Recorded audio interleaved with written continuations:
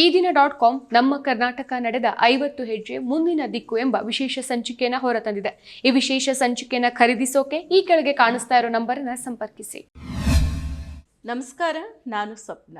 ಸಶಸ್ತ್ರ ಹೋರಾಟವನ್ನು ತ್ಯಜಿಸಿ ಮುಖ್ಯವಾಹಿನಿಗೆ ಬರೋದಕ್ಕೆ ಮತ್ತು ಪ್ರಜಾತಾಂತ್ರಿಕ ಹೋರಾಟದಲ್ಲಿ ತೊಡಗಿಸಿಕೊಳ್ಳೋದಕ್ಕೆ ನಕ್ಸಲ್ ಹೋರಾಟಗಾರರು ನಿರ್ಧಾರ ಮಾಡಿದ್ದಾರೆ.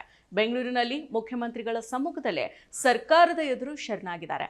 ನಕ್ಸಲ್ ಹೋರಾಟದಲ್ಲಿದ್ದ 6 ಮಂದಿ ಮಾವೋವಾದಿ ಹೋರಾಟಗಾರರು ಮುಖ್ಯವಾಹಿನಿಗೆ ಬಂದಿದ್ದಾರೆ. ಕಾನೂನಿಗೆ ತಲೆಬಾಗಿರೋ ಈ ಹೋರಾಟಗಾರರು ಜನರೊಂದಿಗೆ ಸೇರಿ ಹೋರಾಟವನ್ನ ಮುಂದುವರಿಸೋದಕ್ಕೆ ಮುಂದಾಗಿದ್ದಾರೆ. ಮುಖ್ಯವಾಹಿನಿಗೆ ಬಂದ 6 ಮಂದಿ ಮಾವೋವಾದಿ ಹೋರಾಟಗಾರರನ್ನ ಮುಖ್ಯಮಂತ್ರಿ ಸಿದ್ದರಾಮಯ್ಯ ಅವರು ಗುಲಾಬಿ ಹೂವನ್ನ ಕೊಟ್ಟು ಪ್ರಜಾತಾಂತ್ರಿಕ ಹೋರಾಟಕ್ಕೆ ಸ್ವಾಗತ ಮಾಡಿದ್ದಾರೆ. ಹಾಗೇನೆ ಸಂವಿಧಾನದ ಪುಸ್ತಕವನ್ನ ನೀಡಿದ್ದಾರೆ. ನಕ್ಸಲ್ ಹೋರಾಟಗಾರರು ತಮ್ಮ ನಕ್ಸಲ್ ವಸ್ತ್ರಗಳನ್ನ ಸಿದ್ದರಾಮಯ್ಯ ಅವರಿಗೆ ಒಪ್ಪಿಸಿದ್ದಾರೆ. ಶಾಂತಿಗಾಗಿ ನಾಗರಿಕ ವೇದಿಕೆಯ ಮುಖಂಡರು ಮತ್ತು ಸರ್ಕಾರದ ಪ್ರತಿನಿಧಿಗಳೊಂದಿಗೆ ಮಂಗಳವಾರ ಸಭೆಯನ್ನ ನಡೆಸಿದ ಮಾವೋವಾದಿ ಹೋರಾಟಗಾರರು ಮುಖ್ಯವಾಹಿನಿಗೆ ಬರೋದಕ್ಕೆ ಸಮ್ಮತಿಯನ್ನ ಸೂಚಿಸಿದ್ರು.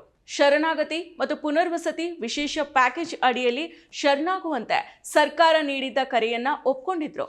ಅದರಂತೆಯೇ ಚಿಕ್ಕಮಗಳೂರಿನಿಂದ ಬೆಂಗಳೂರಿಗೆ ಬಂದಿರೋ ಮಾವೋವಾದಿ ಹೋರಾಟಗಾರರಾದ ಮುಂಡಗಾರು ಲತಾ, ವನಜಾಕ್ಷಿ, ದಕ್ಷಿಣ ಕನ್ನಡದ ಸುಂದರಿ ಮತ್ತು ಕೇರಳದ ಜೀಶಾ, ತಮಿಳುನಾಡಿನ ವಸಂತ ಕೆ ಮತ್ತು ರಾಯಚೂರಿನ ಮಾರಪ್ಪ ಅರೋಲಿ ಅವರು ಸರ್ಕಾರದ ಮುಂದೆ ಶರಣಾಗಿದ್ದಾರೆ. ಇನ್ನು ತಮಗೆ ಶೀಘ್ರವೇ ಜಾಮೀನನ್ನ ಕೊಡಿಸೋದಕ್ಕೆ ಮತ್ತು ಕಾನೂನು ಹೋರಾಟವನ್ನ ನಿಭಾಯಿಸೋದಕ್ಕೆ ಸರ್ಕಾರ ನೆರವನ್ನ ನೀಡಬೇಕು.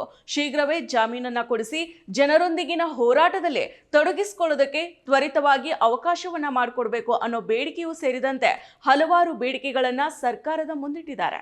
ಸರ್ಕಾರದ ಮುಂದೆ ಶರಣಾಗಿರೋ 6 ಮಂದಿ ನಕ್ಸಲ್ ಹೋರಾಟಗಾರರಿಗೆ ಸರ್ಕಾರ ಶರಣಾಗತಿ ಮತ್ತು ಪುನರ್ವಸತಿಯ ವಿಶೇಷ ಪ್ಯಾಕೇಜ್ ಅಡಿಯಲ್ಲಿ ಸೌಲಭ್ಯಗಳನ್ನು ಒದಗಿಸಲಿದೆ. ಕಾನೂನು ಪ್ರಕಾರ ಅವರಿಗೆ ಪರಿಹಾರವನ್ನ ಕೊಡ್ತೀವಿ. ಕಾಡಿನಿಂದ ಜೈಲಿಗೆ, ಜೈಲಿನಿಂದ ನಾಡಿಗೆ ತರೋ ಪ್ರಯತ್ನವನ್ನ ಮಾಡ್ತಾ ಇದ್ದೀವಿ. ಅವರಿಗೆ ಎಲ್ಲ ರೀತಿಯ ಸಹಕಾರವನ್ನ ಸರ್ಕಾರ ಕೊಡಲಿದೆ ಅಂತ ಮುಖ್ಯಮಂತ್ರಿ ಸಿದ್ದರಾಮಯ್ಯ ಅವರು ಹೇಳಿದ್ದಾರೆ.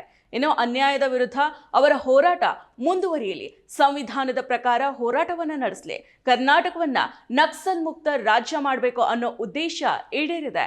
ನಕ್ಸಲ್ ಮುಕ್ತ ಹೋರಾಟಕ್ಕೆ ಅನೇಕ ರಾಜ್ಯಗಳು ಶ್ರಮಿಸಿದಾವೆ ಅಂತ ಹೇಳಿದ್ದಾರೆ.